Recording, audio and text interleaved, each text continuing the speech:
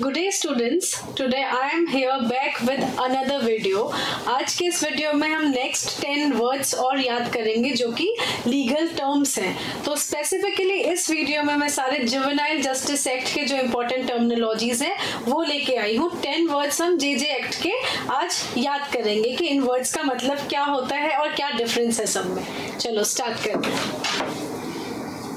ये कुछ important terms है जो हम आज डिस्कस करेंगे. Child in conflict with law, child in need of care and protection. May be ये पढ़ के नॉर्मल आपको लगता होगा ये तो हर किसी को पता है कि क्या है, but legal definition is something different. इसीलिए आज मैं यहाँ पे बताऊंगी आप लोगों को.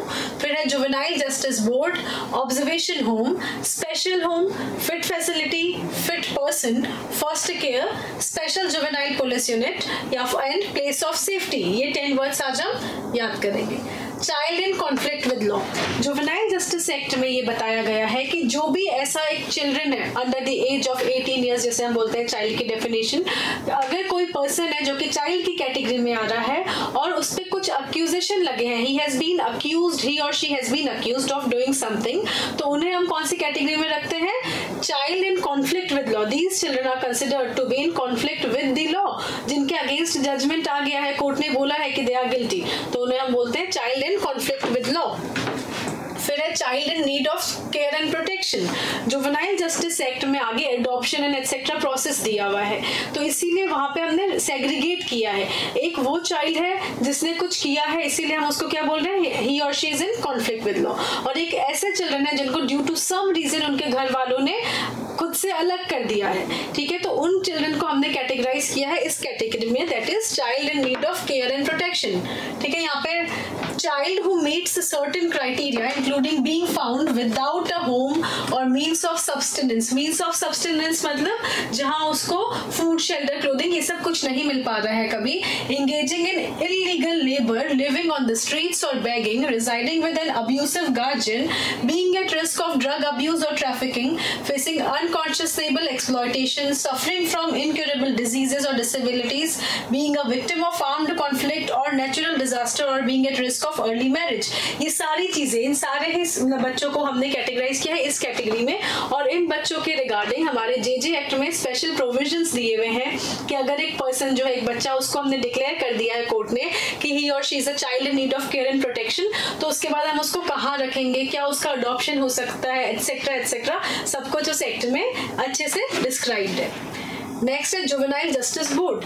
अब देखो, नॉर्मली तो कोर्ट्स होते हैं हर जगह चीजों को डील करने के लिए, बट क्योंकि थोड़ा ये सेंसिटिव मैटर है तो इसीलिए जेजे एक्ट में हमने क्या बनाया है? Juvenile justice board.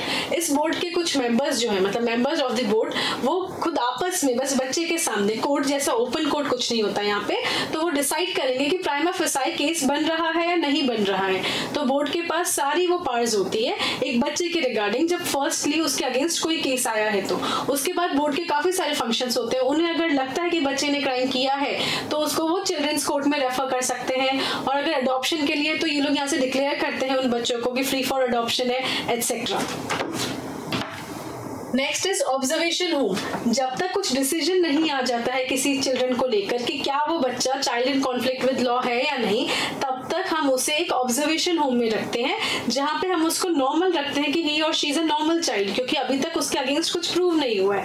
तो वैसी जो प्लेसेस है उसे हम बोलते हैं ऑब्जर्वेशन होम, जहाँ पे ऑब्जर्वेंस में रखा जाता है बच्चे को और फिर केस अगेंस्ट हिम और हर वो चल रहा होता है.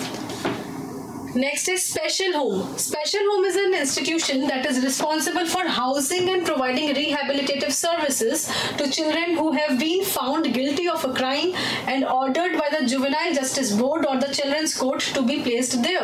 मतलब कि किसी बच्चे को जब बोल चुके हैं कि he or she is guilty of a crime, तो उसके बाद उनको स्पेशल होम्स में रखा जाता है.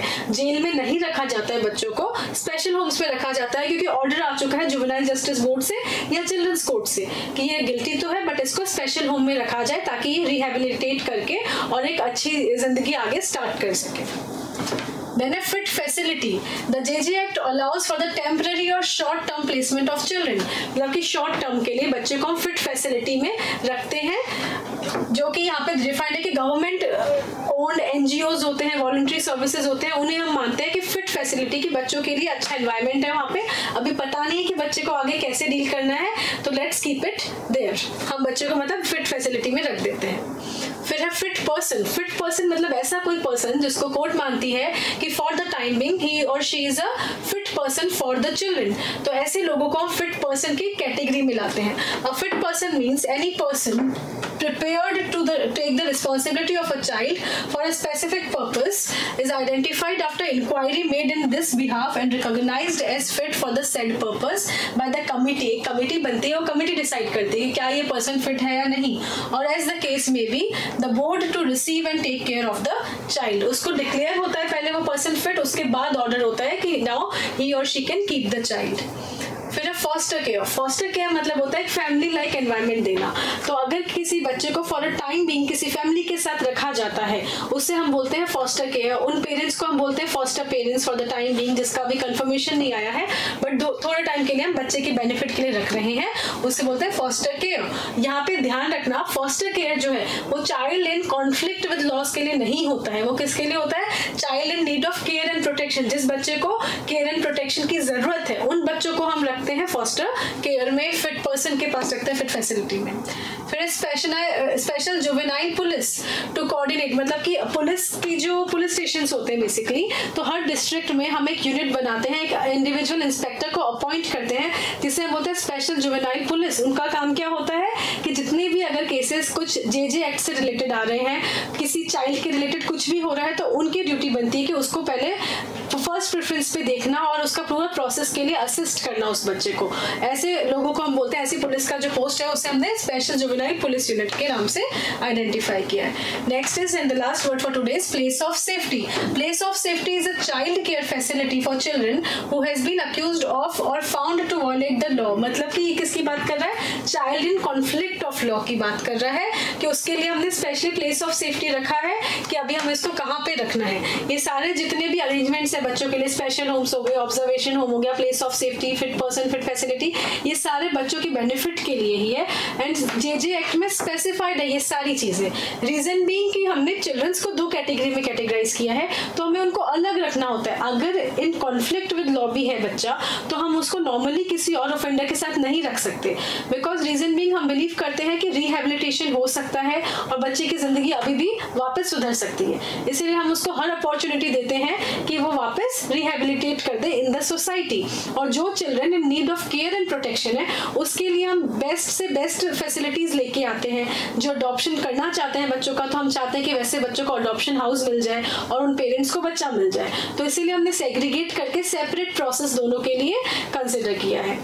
आई होप JJ एक्ट के जितने भी इंपॉर्टेंट वर्ड्स हैं, आज ये 10 वर्ड्स याद करके आप लोगों को काफ़ी हेल्प मिल जाएगी। अगर इस एक्ट से कोई भी पैसेज आता है, अब आप डिफरेंस कर पाओगे कि ये सारी टर्म्स कहाँ यूज थी, क्यों यूज थी, तो ऑब्वियसली आंसर्स सही आएंगे।